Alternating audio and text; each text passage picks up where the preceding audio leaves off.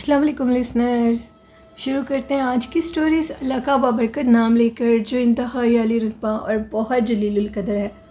I hope मेरे सभी listeners बिल्कुल ठीक होंगे। और शुरू करते हैं आज की खौफनाक कहानी है। ये खौफनाक कहानी मेरे साथ इंडिया से शेयर की है। उनका नेम रजत है और रजत कहते हैं कि मैं दिल्ली में रहता हूँ और अपने गांव की खौफनाक स्टोरी शेयर करना चाहता हूँ। हम लोगों के गांव में एक बहुत पुराना डाक बंगला है। डाक बंगले के बिल्कुल सामने एक खाली रोड जा रही है और उस खाली रोड के दूसरी साइड पर हम लोगों का गांव है। हम लोगों के घर से अगर ऊपर छत पर खड़े होकर देखा जाए तो डाक बंगला सामने नज़र आता है। वो एक खौफनाक डाक बंगला जो कि मशहूर है कि वहाँ पर असेब, जिन्नों भूतों और पिछल पैरी चुड़ैलों का बसेरा है। रात के टाइम उधर से अक्सर गाने बजाने की आवाज़ें और अक्सर वहाँ पर जिन्नात की शादी भी देखी गई है। ऐसे बहुत से वाक़यात उस डाक बंगले में अभी तक हो रहे हैं। वो कहते हैं पुराने वक्तों की बात है कि इस डाक बंगले के मुतालिक ये चीज़ मशहूर थी कि इधर जो भी आता था नौकरी के लिए, जॉब के लिए, और इधर बाकायदा तौर पर सरकारी क्वार्टर बने हुए हैं और उनमें जाकर जो भी रुकता था उसकी मौत हो जाती थी।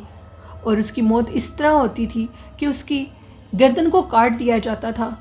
भूत बंगला कहलाने लग गया। लोग इस जगह पर ट्रांसफ़र से डरने लग गए। पहले तो लोगों ने ये सब कुछ एक मजाक समझा था, लेकिन जैसे ही ये वाक़यात तसलसल से होने लगे और डाक बंगला बिल्कुल अकेला हो गया, यानी वहाँ पर बसने वाले लोगों की एक एक करके कहते हैं कि मौत होने लगी, तो उन्होंने इस डाक बंगले को मुकम्मल तौर पर खाली कर दिया।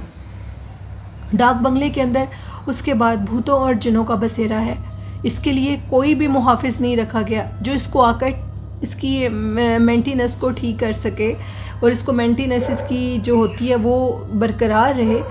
लेकिन वो कहते हैं कि इस डाक बंगले के करीब यानी रोड से जो भी गुज़रता है उसको बहुत से अजीबोगरीब वाक़यात मिलते हैं।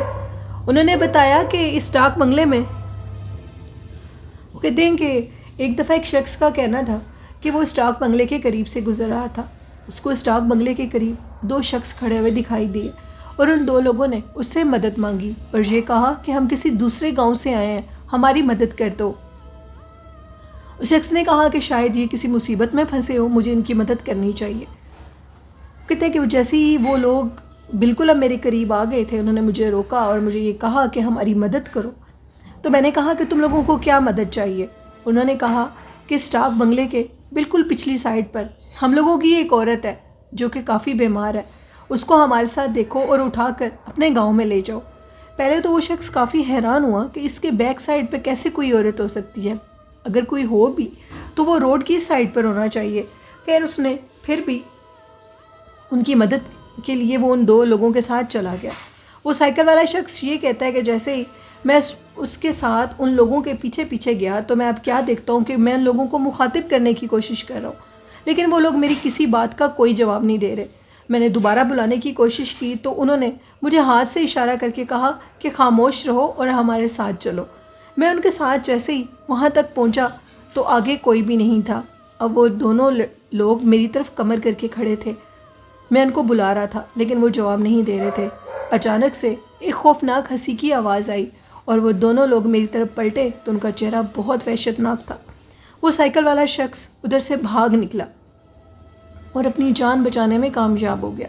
फिर एक शख्स का ये कहना था कि वो इस डाक बंगले की पुरसरार सड़क से जब गुज़र रहा था तो उसको शादी ब्याह की आवाज़ें आने लगीं। यूँ लगा ढेर सारी औरतें जैसे गाना बजा रही हों, बातें कर रही हों और साथ खाने बन रहे हों। खाने की खुशबू बहुत दूर से आने लगी। उसको अभी ये नहीं पता था कि ये शादी, ये आवाज़ें उस डाक बंगले के अंदर से आ रही हैं। वो शख्स कहता है कि जैसे ही मैं इस रोड के ऊपर आया तो मैंने देखा कि मुकम्मल तौर पर डाक बंगले को सजाया हुआ था। वहाँ से रोशनियों के कुमकुमे निकल रहे थे। मैं भी बहुत हैरान हुआ और वहाँ पर रश को देखा तो खाने की लालच में रुक गया और ये सोचा क्यों ना इधर से कुछ खाना खा जाऊँ, भूख भी बहुत लगी है। वो शख्स कहता है कि जैसे ही मैं उस डाक बंगले के करीब गया तो मुझे और भी लोग नज़र आए। शादी हो रही थी, लोग खाना खा रहे थे, मैं भी उधर से खाना खाने लगा। मैंने खाना खाने के लिए जैसे ही खाना अपनी प्लेट में डालने की कोशिश की और ऊपर से ढक्कन उठाया तो वहाँ पर खाने की जगह पर इंसानी खोपड़ी पड़ी हुई थी। یہ منظر انتہائی دل خراش اور دہلا دینے والا تھا۔ میں وہاں سے بھاگ نکلا اور بھاگتے بھاگتے مجھے پیچھے سے آوازیں آئیں، کھانا تو کھاتے جاؤ، کھانا کیوں نہیں کھا رہے تھے؟ جب میں روڈ کے اوپر آیا تو سارا منظر بدل چکا تھا، پیچھے خاموشی اور سناٹا تھا۔ شادی تو کیا، وہاں پہ تو ایسے لگ رہا تھا کہ کوئی مچھر بھی پر نہ مار کر گیا ہو، بالکل خاموشی اور پرسراریت تھی۔ یہ واقعات تو وہاں پر عام تھے، وہاں سے گزرنے والوں کو اکثر عورتیں نظر آتی ہیں جو کہ اس خالی ڈاک بنگلے کے کسی کوارٹر میں کھڑی ہوتی ہیں اور اس خالی کوارٹر کی ونڈو کھول کر یہ کہتی ہیں کہ ہماری مدد کر دو بابو، ہمیں کوئی چیز لا دو، ہمیں بازار سے کچھ منگوانا ہے۔ اور گزرنے والے جب ان کی بات کا جواب نہیں دیتے تو وہ خوفناک آوازیں نکالنے لگتی ہیں۔ ایسے بہت سے واقعات اس پرسرار ڈاک بنگلے کے قریب ضرور پیش آتے ہیں۔ عجیب و غریب آوازیں اور ایسی پرسرار واقعات آج بھی گاؤں والوں کے ساتھ پیش آتے ہیں۔ رجت کہتے ہیں کہ اگر میں اپنے گاؤں والے گھر کی چھت سے اس ڈاک بنگلے کو دیکھوں تو ادھر اکثر اوقات کالے سائے نظر آتے ہیں جو دیکھتے دیکھتے بالکل قریب آتے ہیں اور پھر غائب ہو جاتے ہیں۔ ایسے بہت سے واقعات ہیں اس ڈاک بنگلے کو لے کر۔ کچھ لوگوں کے مطابق کافی سال پہلے ادھر ایک کالی ساڑی میں ملبوس عورت کو چھت پہ دیکھا گیا تھا اور اس نے ڈاک بنگلے کی چھت سے نیچے گر کر خودکشی کر لی تھی۔ کچھ لوگ یہ کہتے ہیں کہ وہ اسی ڈاک بنگلے کی مخلوق تھی جو کہ ہم گاؤں کے لوگوں کو ورگلانا چاہتی تھی، لیکن کچھ لوگ کہتے ہیں کہ وہاں پر کسی لڑکی نے خودکشی کی تھی۔ ایسے بہت سے واقعات وہاں پر پیش آتے ہیں۔ یہ کہانی تھی رجت کی جو کہ انہوں نے انڈیا دہلی سے شیئر کی۔ بہت شکریہ رجت۔ اور بڑھتے ہیں آج کی دوسری خوفناک کہانی کی طرف۔ یہ خوفناک کہانی میرے ساتھ فیصل آباد سے شیئر کی ہے۔ میری لسنر اپنا نیم مینشن نہیں کرنا چاہتی، انہوں نے ان نون آئی ڈی سے ایک سٹوری شیئر کی ہے۔ وہ کہتی ہیں کہ آج سے تقریباً 20 سال پہلے کی بات ہے، تب میں میٹرک کی اسٹوڈنٹ تھی اور میں جس اسکول میں پڑھنے کے لیے جاتی تھی اس اسکول کے متعلق مشہور تھا کہ وہاں پر اسیب اور جنات ہیں، اور اسیب اور جنات کئی لڑکیوں کو اپنے سائے میں لے چکے تھے۔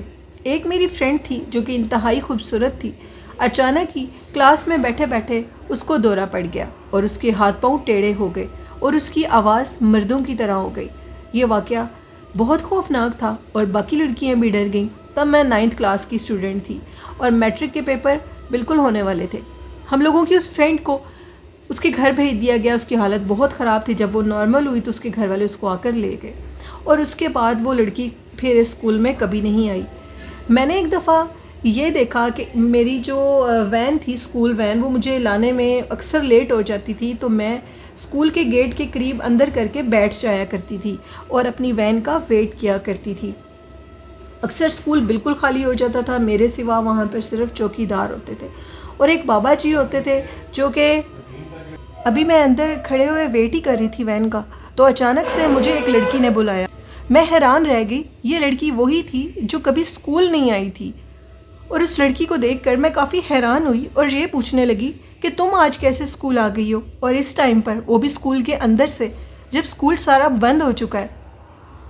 میری وہ دوست مجھے یہ کہنے لگی آؤ میرے ساتھ ادھر لان میں بیٹھ کر باتیں کرتے ہیں۔ خیر میں اس کے ساتھ چلی گئی اور وہ یونیفارم میں نہیں تھی، وہ گھر کے کپڑوں میں تھی۔ وہ مجھے کہنے لگی کہ مجھے کوئی کام تھا میڈم سے، مجھے اپنے کچھ ڈاکومنٹس لینے تھے جس کی وجہ سے میں پرنسپل سے ملنے کے لیے آئی تھی۔ ابھی میں پرنسپل کے آفس سے ہی آ رہی تھی، تمہیں کھڑے ہوئے دیکھا تو سوچا تم سے باتیں کر لوں۔ میں نے اسے ساری بات پوچھی کہ تمہاری طبیعت کیسی ہے، تم کیسی ہو، تو وہ مجھے کہنے لگی کہ میرے اوپر ایک خون خوار جن کا بسیرا ہو گیا تھا اور وہ جن مجھ پر عاشق ہو گیا تھا۔ وہ لڑکی بہت خوبصورت تھی اور وہ کہتی ہے کہ وہ جن مجھے بالکل چھوڑنے کو تیار نہیں تھا۔ بہت مشکل سے میرے گلے میں ایک تعویذ ڈالا گیا جو کہ اب کھو چکا ہے اور وہ جن دوبارہ میرے پیچھے پڑ گیا ہے۔ میری حالت دوبارہ خراب ہونے لگی ہے، لیکن میں کہیں سے دم کروا رہی ہوں، اور مجھے کہنے لگی کہ آؤ میرے ساتھ، میں تمہیں وہ جگہ دکھاتی ہوں جہاں سے یہ جن میرے پیچھے پڑا تھا۔ میں نے اس کو کہا کہ میں ادھر نہیں آؤں گی، میں بالکل بھی اس جگہ پر نہیں جاؤں گی، تم یہ کیسی باتیں کر رہی ہو؟ اس نے مجھے کہا کہ تمہیں میرے ساتھ جانا ہوگا، میں تمہیں وہاں لے کر جاؤں گی۔ وہ لڑکی زبردستی میرا ہاتھ کھینچنے لگی، اور جب وہ میرا ہاتھ کھینچ کر اس جگہ پر لے جانے لگی تو میں نے شور ڈال دیا، ایون کہ میری آواز سن کر چوکی دار آ گیا اور یہ کہنے لگا کہ بیٹی تجھے کیا ہوا ہے، کیوں بول رہی ہے؟ میں نے کہا دیکھیں نا، یہ لڑکی مجھے اپنے ساتھ لے کر جا رہی ہے، مجھے اس کے ساتھ نہیں جانا۔ چوکی دار 1 منٹ کے لیے تو خاموش ہو گیا اور پھر یہ کہنے لگا کہ کون لڑکی، کیسی لڑکی، تم اکیلی ہو، تمہارے ساتھ کوئی نہیں ہے۔ وہ لڑکی وہاں سے غائب ہو چکی تھی، یعنی وہ جن اسی کے روپ میں مجھے پھنسانے کے لیے اور ورگلانے کے لیے آیا تھا۔ میں وہیں گری اور بے ہوش ہو گئی۔ اس چوکیدار نے مجھے اٹھایا، وہ ایک بزرگ بابا جی تھے، اور وہ مجھے اٹھا کر اندر پرنسپل کے آفس میں لے گئے۔ جیسے میں پرنسپل کے آفس میں گئی تو مجھے کچھ ہوش آنے لگی۔ انہوں نے مجھ سے میرے گھر کے متعلق پوچھا، میرے کانٹیکٹ نمبر پوچھا، اور میں نے ان کو وہ سارا کچھ بتا دیا۔ انہوں نے میرے گھر کال کی اور کہا کہ اپنی بیٹی کو جلدی سے لے جائیں۔ وہ مجھے گھر والے مجھے خود ہی لینے کے لیے آ گئے، اور وین والا کافی لیٹ ہو چکا تھا۔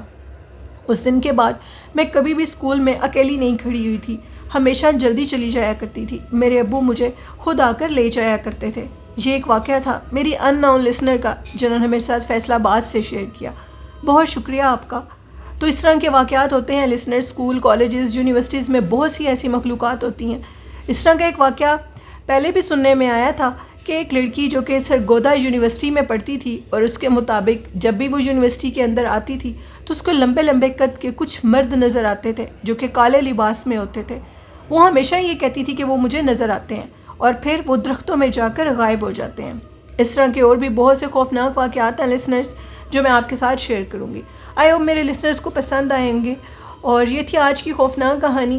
آپ لوگوں کو کیسی لگی اپنا فیڈ بیک دیجیے گا، اور چینل کو سپورٹ کریں، چینل کو سبسکرائب کریں، والدین جیسی خوبصورت نعمت کی عزت کریں، قدر کریں، ان کی بہت خدمت کریں، ان کی دعائیں سمیٹیں۔ حضور نبی کریم صلی اللہ علیہ وآلہ وسلم پر درود و سلام روز پڑھا کریں۔ قرآن پاک نماز کو بھی اپنی زندگی کا حصہ بنائیں تو کامیابیاں ہمارے قدم ضرور چومیں گی۔ میں اسی کے ساتھ اپنے لسنر سے اجازت چاہتی ہوں، اور اپنے والدین کا اور اپنا بہت سا خیال رکھیے گا، اور مجھے بھی دعاؤں میں یاد رکھیے گا۔ اللہ حافظ۔